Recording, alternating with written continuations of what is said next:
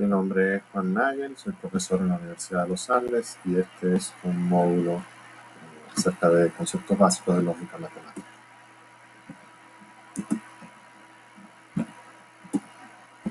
Para entender la lógica matemática hay que empezar definiendo qué es un buen razonamiento, qué es una argumentación básicamente.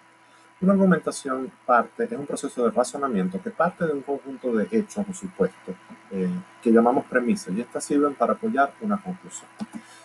A una argumentación que no lleva a una conclusión convincente se le llama una falacia.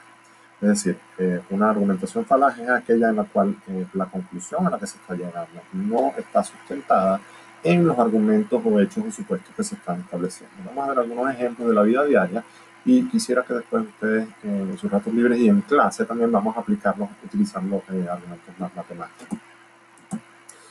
Por ejemplo, Ford fabrica los mejores camiones del mundo. No es por nada que más personas manejan camiones Ford que cualquier otra marca de camión.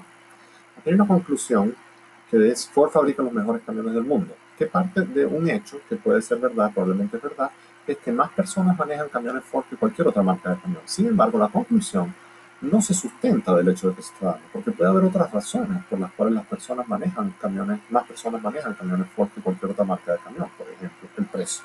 Por lo tanto, la conclusión de que Ford son los mejores camiones no se sustenta de los hechos o supuestos que se están estableciendo.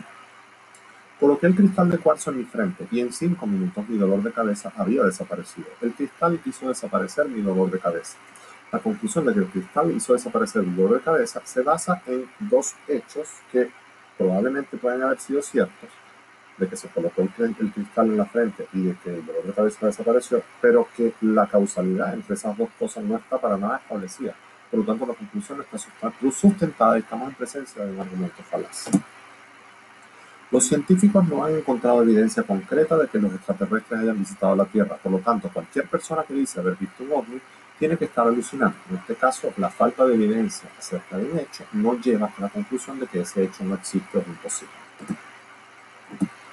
En un comercial de neumáticos Michelin aparece una foto de una guagua y se dice, porque es mucho lo que transportas en tus neumáticos. Entonces aquí se está llegando a la conclusión de que las personas tienen que usar neumáticos Michelin a partir de un hecho de que todo el mundo le tiene cariño a sus guaguas. En este caso se está estableciendo, se está limitando las opciones de las personas A o B. Básicamente se está diciendo, si tú quieres a tu guagua, tienes que comprar neumáticos Michelin. Si no quieres a tu guagua, no compres neumáticos Michelin. Pero es perfectamente posible que una persona quiera mucho a sus guaguas y decida comprar un neumático que no sea Michelin. Es un caso de publicidad falaz. Supongamos dos personas, Gwen y Merle. Gwen le dice a Merle, deberías dejar de tomar alcohol, que está afectando tus notas, pones en peligro a los demás cuando tomas y conduces y está destruyendo tu relación con tu familia. Merle le dice a Gwen, yo te he visto tomar mucho a ti. En este caso, Merle está llegando a la conclusión de que no tiene que dejar de tomar alcohol por el simple hecho de que Gwen también toma alcohol. Entonces está llegando a una conclusión que se basa en una premisa, en un hecho, pero no se sustenta en ese hecho, ¿verdad? Entonces este es un ataque personal y es una falacia construida en base a ese ataque personal. La sociedad tiene que darle techo a los que no tienen porque los pobres tienen derecho a acceder a los recursos de la comunidad. En este caso lo que se está diciendo es circular, es decir, se está dando el mismo argumento dos veces, entonces no hay una conclusión. La conclusión obviamente es que la sociedad tiene que darle techo a los pobres. Pero esa conclusión no se sustenta en el argumento que se está haciendo. Entonces, si bien es cierto que puede ser una conclusión válida y puede ser que creamos en eso, la argumentación tal como está hecho es falaz.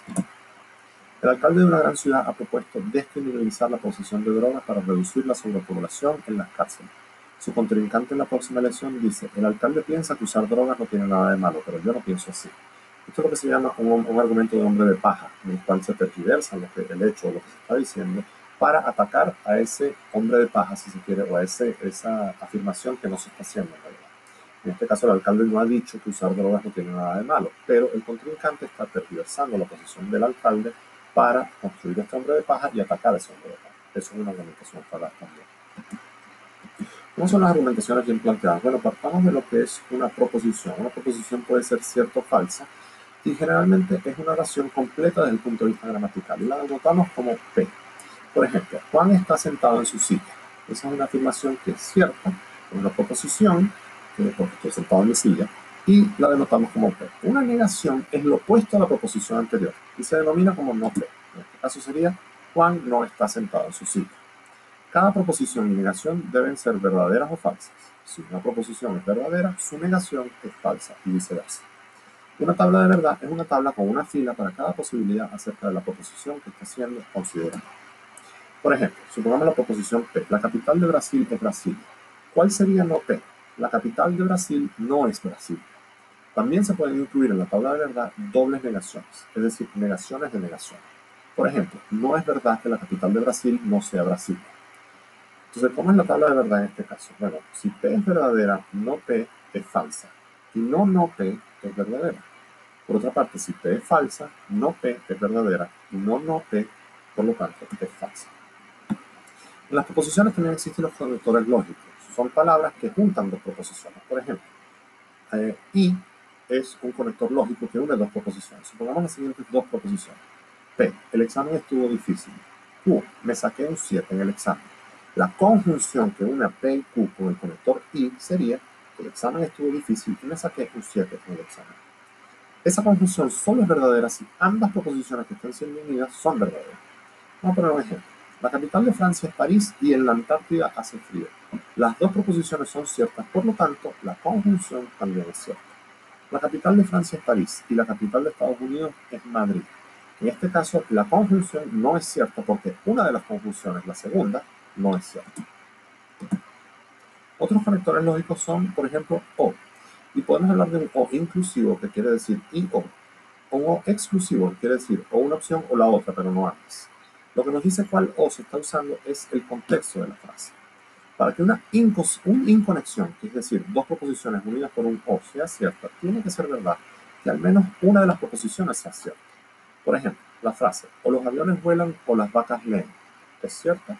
Sí lo es, porque una de las dos proposiciones de que los aviones vuelan es cierta.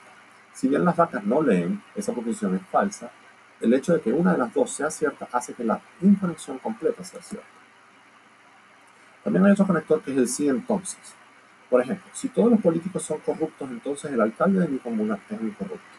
La conjunción de esas dos afirmaciones, o un sí entonces, se condiciona a que la primera se cumpla. Es decir, si la primera se cumple, entonces la segunda también se cumple. La certidumbre o la certeza de que la segunda se cumple es condicionada a que la primera sea falsa. ¿Cuándo son ciertas las proposiciones sí entonces? La regla de la lógica es que una proposición sí entonces es cierta en todos los casos, excepto en el caso en que P sea cierta, pero Q no lo sea. Supongamos la siguiente proposición. Si me eligen presidenta, el precio del cobre aumentará. El único momento en que esa proposición no es cierta es en el caso de que sí la elijan presidenta, pero el precio del cobre no aumenta. Es decir, si P es cierta y Q es falsa. En todos los demás casos, esa proposición sigue siendo cierta. Supongamos que P y Q ambas sean ciertas, es decir, la persona la elige presidente y el precio del cobre aumenta.